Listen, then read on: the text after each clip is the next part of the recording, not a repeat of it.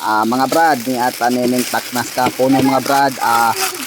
Nag-unboxing ta sa to ang bag-o nga tools nga Lotus 13mm drill hand drill bit impact. Kuan ni karon mag-unboxing ta ni mga ka-tools, mga kagtunan. Tara.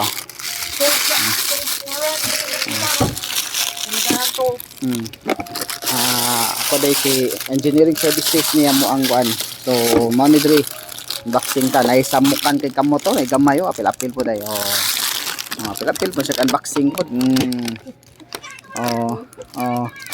Wala na siya. So diri ra tataman mga kagtunan ato ra ni unboxing.